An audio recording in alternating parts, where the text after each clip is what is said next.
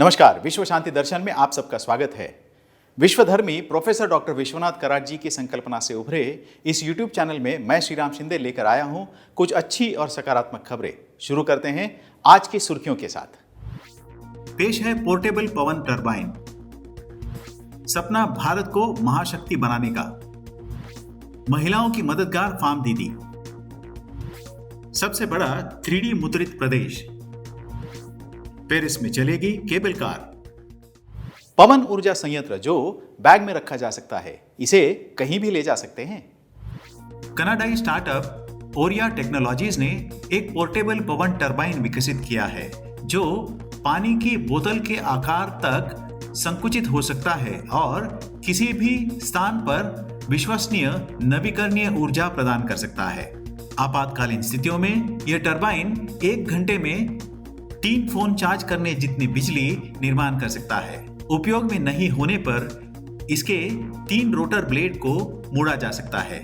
Turbine का वजन 1.5 kilogram से कम होता है और इसका वजन तथा शक्ति अनुपात 29.5 वाट प्रति किलोग्राम है, जो कि इसे किसी भी तुलनीय सौर पैनल, थर्मो इलेक्ट्रिक स्टोव या वाटर टरबाइन की तुलना में अधिक कुशल बनाता है। नासा के एक पूर्व इंजीनियर भारत को विद्युत वाहन की महाशक्ति बनाने का सपना देखते हैं।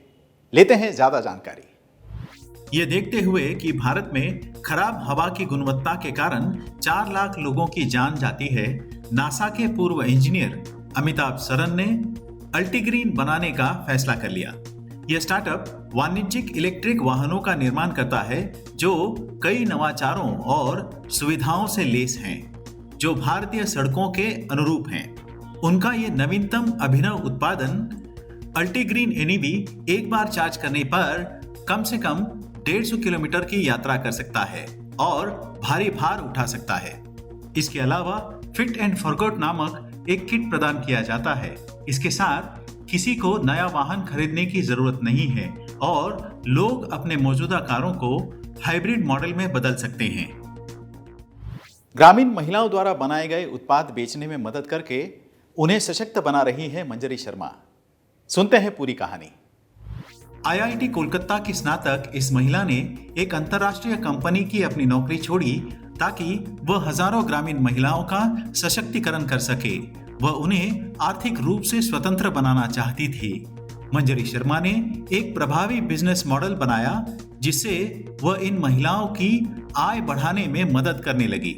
बिहार के गांव में 15 दिन रहकर उन्होंने महिलाओं के सशक्तिकरण का अभ्यास किया। उसके बाद उन्होंने इन महिलाओं की मदद करने की ठान ली। अपने दिन भर के घरेलू काम के अलावा ये महिलाएं अधिक कमाई करने के लिए कुछ न कुछ कर रही थीं। इसमें खेत में धान उगाने के साथ साथ अचार बनाना, पापड़ बनाना और इस तरह के अन्य कई काम शामिल थे। शर्मा ने इन महिलाओं को एकत्र करके उनको और अच्छे उत्पाद बनाने का प्रशिक्षण दिया और अन्न सुरक्षा तथा व्यवसाय के गुर सिखाए। फार्म दीदी नामक एक सामाजिक संस्था शुरू की जिसके माध्यम से इन महिलाओं द्वारा निर्मित उत्पाद पूरे दुनिया में बेचे जाते हैं। महाराष्ट्र के 80 गांवों से आए इस तरह की महिलाओं के 100 समूह फार्म दीदी के माध्यम से अपने अन्न पदार्थ बेचते हैं। भविष्य में 1 लाख महिलाओं तक पहुंचकर उनकी आय बढ़ाने का फार्म दीदी का उद्देश्य है। विश्व शांति दर्शन द्वारा विश्व शांति छात्र फिल्म महोत्सव का आयोजन किया जा रहा है जो पुणे स्थित विश्व शांति गुंबद से प्रेरित है। विज्ञान और अध्यात्म के एकत्रित माध्यम से शांति की संस्कृति को बढ़ाने के लिए इस महोत्सव का आयोजन हो रहा है। इसमें सहभागी विद्यार्थी कम से कम 5 और ज्यादा से ज्यादा 8 मिनट की फिल्में भेज सकते हैं। फिल्म, टेलीविजन, डिजाइन और मीडिया के छात्रों को अपनी प्रतिभा दिखाने और नगद पुरस्कार जीतने का यह एक अच्छा अवसर है। इस महोत्सव के लिए कोई प्रवेश शुल्क नहीं है। इस शॉर्ट फिल्म फेस्टिवल में भाग लेने के लिए न्यूनतम आयु 15 वर्ष और अधिकतम आयु 25 वर्ष की होनी आवश्यक है। प्रविष्टियां प्राप्त करने की अंतिम तिथि 31 दिसंबर 2022 है।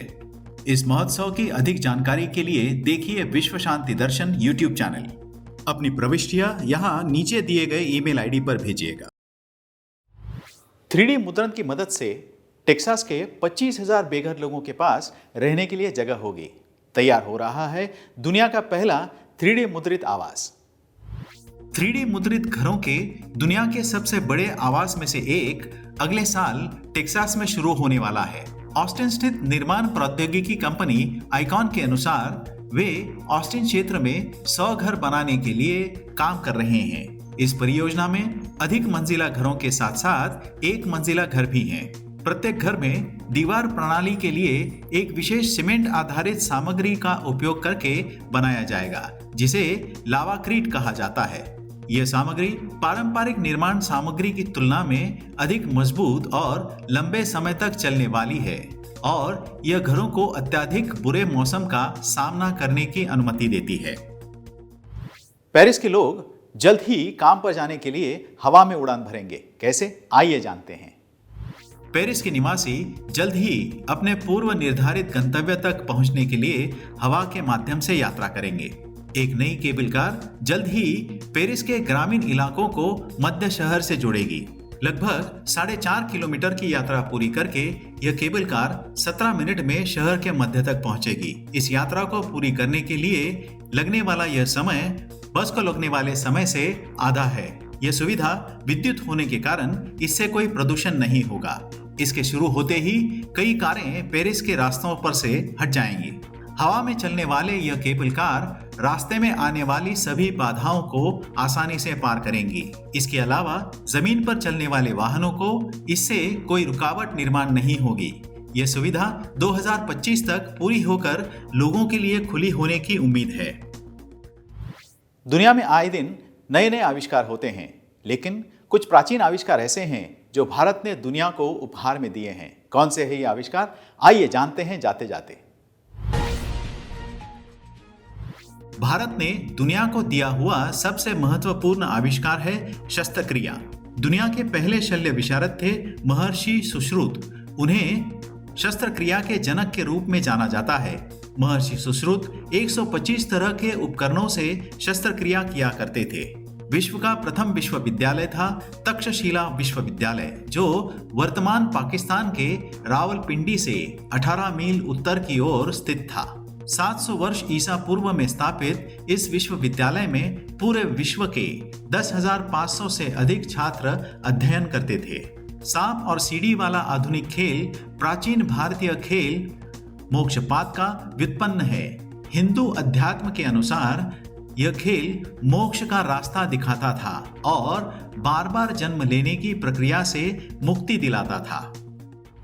इसी तरह के मनोरंजक, अच्छी और सकारात्मक खबरें लेकर हम आपके पास आते रहेंगे। देखते रहिए विश्व शांति दर्शन। धन्यवाद।